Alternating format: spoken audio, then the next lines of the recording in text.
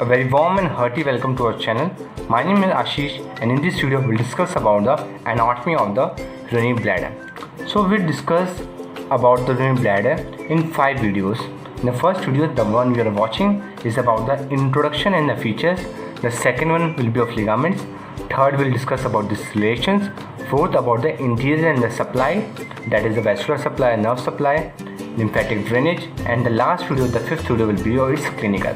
So we'll proceed step by step, starting from its introduction till the clinical aspects. So first, let us start with the basics heading or the basic overview of what is actually a urinary bladder. So urinary bladder is a muscular reservoir of urine adapted for mass contraction. Here you can see a question mark. Why this question mark is placed? Because how the muscles are adapted for mass contraction. This is a very interesting topic to know about. Why? Because most of the part of the even the intestine, including the different organs, depends upon the peristalsis for the movement of the substance, but urinary bladder depends upon the mass contraction. How the detrusor muscle gets modified into the structure through which it can easily carry out the process of mass contraction is a very interesting story, which we will see further. So first we'll discussing about urinary bladder, or I will give you a concept or the whole structure of urinary bladder by two ways. The first one will be the 3D, how the body is actually, how the urinary bladder is actually present in the body, that we'll see with the help of the 3D model. Next one is the second method is with the help of that paper model, how apex and base are oriented including neck, that we'll see in the explanation to the paper model. First, let's start with the explanation of the paper model, then we'll proceed with the 3D. So as you can see from the above, it is a triangular in shape. So if you are given a specimen or soft organ of urinary bladder, you have to hold it in such a way that the pointed part projects towards the examiner or the person in front of you. So the pointed structure, see, its shape is tetrahedral when it is empty. So you are looking at a paper model of a empty urinary bladder. So it looks like a tetrahedral in shape. So as it is a tetrahedral, the upper part will have a apex and a base.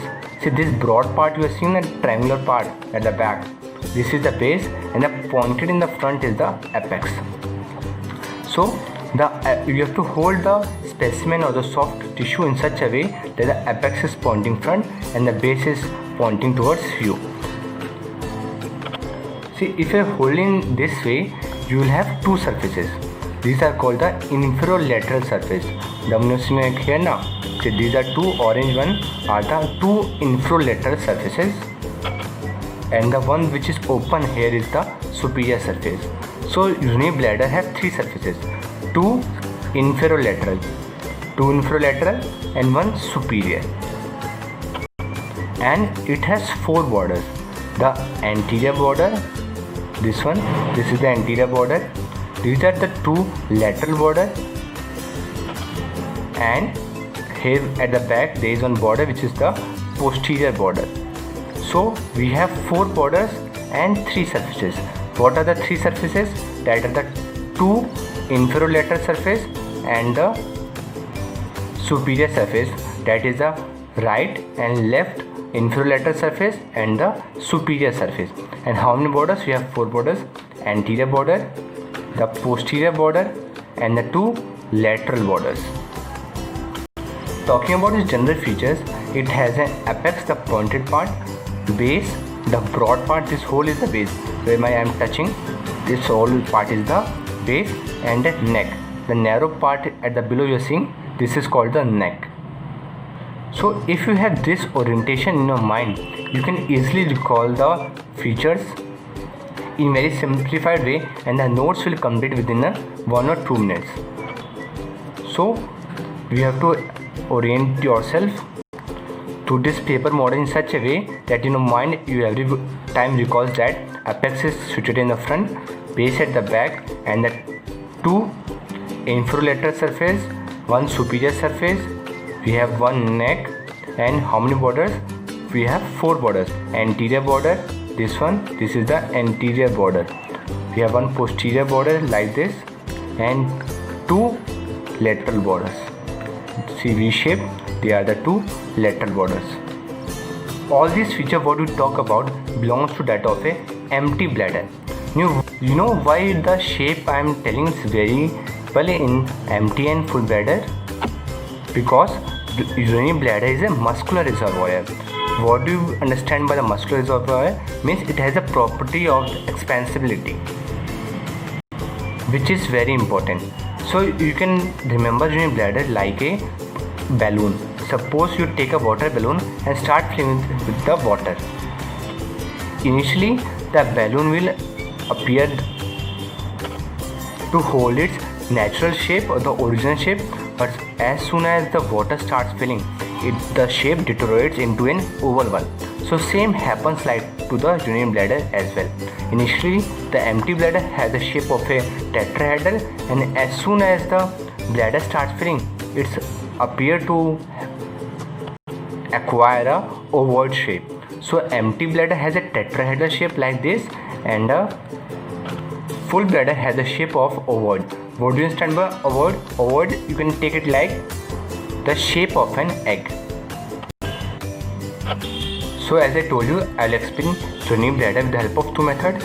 First with the paper method, like with this one, and at last we'll discuss about the second method, that is the 3D model. So first, before start discussing about with the help of a 3D model, let's discuss about the notes. And you can get the notes through the procedure as explained in the description box below. So for notes, just check the description box below. So first start with the location. As I already told you, urinary bladder is a muscular reservoir of urine adapted for mass contraction and not peristalsis, which is common in rest of the viscera. So what is the location of the urinary bladder? See, urinary bladder, as I told earlier about the pelvic cavity. So suppose this is the pelvic cavity, the true pelvis. So it is located anteriorly. It is located anteriorly in the pelvic cavity, just behind the pubic symphysis. But its location is variable. As I told you, it is distensible muscular reservoir. As soon as the urine starts filling, it moves out of the boundary of the true pelvis and can reach up to the point of the umbilicus. So the location of the urinary bladder is variable. It depends upon whether the bladder is empty or it's distended. When it is empty, it is completely within the true pelvis. But as soon as the bladder starts filling, it may rise up to the level of the umbilicus. So you have to keep this in mind. The location of the urinary bladder is variable, but you can say to the examiner if it is asked, it is located anteriorly in the pelvic cavity, which you can't deny whether it is empty or full. And as soon as the bladder starts filling, it may reach up to the level of umbilicus. Now one more thing is that what happens in infants. In infants, the pelvic cavity is very small, so the bladder remains in the upper part of the pelvis, that is in the false pelvis, or in the parts or some part of the abdominal cavity. So what happens in infants? In infants, it may be present up to the level of the umbilicus normally. So it is present more superior or more upwards. So it is located in the anterior part of the pelvic cavity, which is always true whether the bladder is distended or it is empty, it doesn't matter. So when it is empty, it is entirely within the pelvis, but as soon as it starts filling, the bladder may rise up to the level of the umbilicus. As I told you, its shape is tetrahedral when it is empty, and as it starts filling, the shape deteriorates and it changes into ovoid. Now let's see about some external features of the urinary bladder. So as you all know, anatomy is incomplete without a diagram. So let us draw a diagram so that you can draw it in examination, because it is not rather possible to present with the help of a model. So let's draw a diagram. So we will draw the diagram keeping in mind you're drawing for the first time and you just know about this model. So you have to draw the diagram keeping the model in mind. So we have to first draw a triangular upper part. So like this we are drawing a triangular upper part. Then it will descend in a triangular manner and converge at the neck.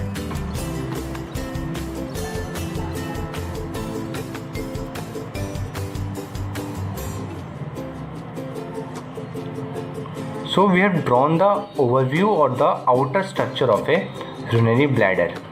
And one part of the diagram I am drawing keeping in mind that the urinary bladder is connected to the urethra and is at around the neck the prostate gland is present in males. So we are drawing the urinary bladder, how urinary bladder is present in males. So this proceeds, the lower part of the neck proceeds in the urethra, and around this part is prostatic gland or the prostate gland is present. So here we are drawing the prostate gland. So this simple diagram you can draw in your examination without actually knowing how it is given in the book. Just you recall that 3D model which I showed you and you will be able to draw this diagram. Just always keep one thing in mind, that the sole function or the only function of the apex, this is the terminal position of the triangle, is the attachment of the median umbilical ligament. So you have to draw just one ligament here which is called the median umbilical ligament. So let me just write it down. It's called median. Check out the spelling. It's not medial, it's the median umbilical ligament. So don't take it lightly. The function of the ligament attached to the apex is very useful for the stability or for holding the bladder. So when we will discussing the video on the ligaments of the urinary bladder, we will talk about this in detail. That is the median umbilical ligament and other ligaments of the urinary bladder in detail. So just keep one thing in mind, that the only or the sole function of the apex is the attachments of the median umbilical ligament over here. See, now our aim is to draw the diagram of the bladder keeping in mind that we are drawing for the first time and you know just about this model. So till now we have drawn its outline, talked about the urethral portion including the prostate gland, and drawn the one ligament called the median umbilical ligament, which is the sole function or the only function of the apex. Now you can draw one more thing, that are the ureter. But you might not know the position of the ureter where it enters the urinary bladder. So just let me tell you and you will be able to draw it very simply. So just always remember, the ureter enters the urinary bladder near its base. So when I say base, I talk about this posterior part. So near its base it enters, and it enters in a particular region.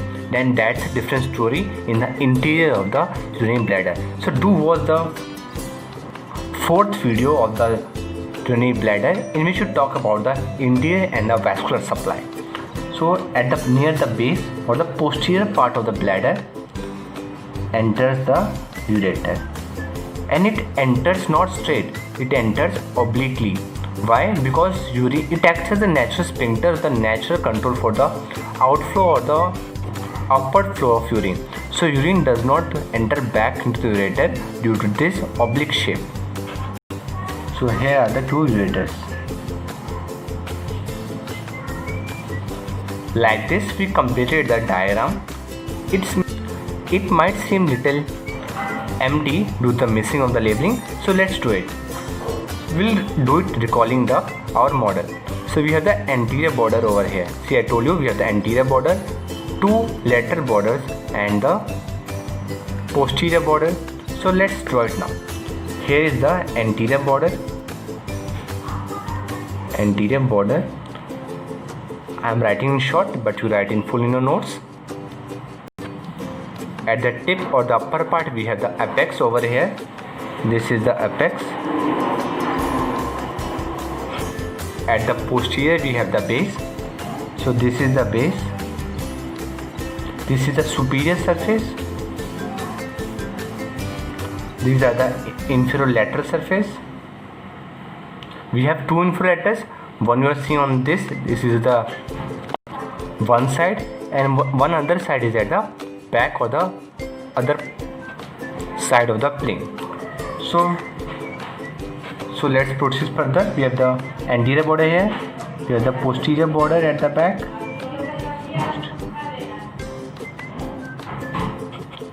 These are the ureters, the orange color one. Here is the prostate gland.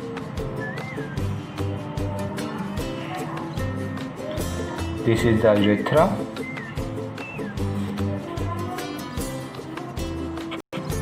And the lower part, this one is the neck of the urinary bladder.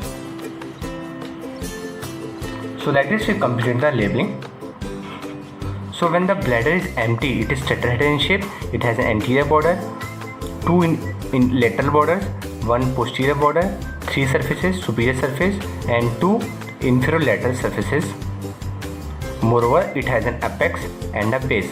That are the features of a empty bladder. So these all were the features. We have an apex which is directed forward. So apex always points towards the forward, that is towards the examiner or the person in front of you. Base points towards you, and the inferolateral surfaces are on the sides, and the superior surface point upward. So apex is directed forward, base is directed backward, neck is the lowest part and the most fixed part. What do I mean by fixed part is, see, as soon as the urine starts flowing, the bladder will move up, but the position of the neck is relatively constant. So we say that the neck is the most fixed part of the urinary bladder. It has a three surfaces and four borders. Now let us see what are the features remaining in a full bladder when the bladder is filled with urine. So in a full bladder we have apex, base, and only two surfaces. So see, let me tell you what will happen when the bladder will become full. Its shape will deteriorate like this. I hope you are able to imagine it. Its shape will deteriorate and become somewhat oval. So it will have an anterior surface, it will have a posterior surface, it has an apex and the neck. The base will deteriorate into the posterior surface. Okay, I hope it's clear.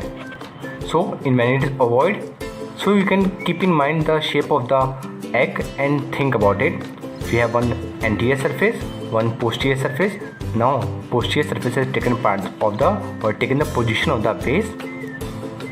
It has an apex and only two surfaces, and that's a neck which is directed downward.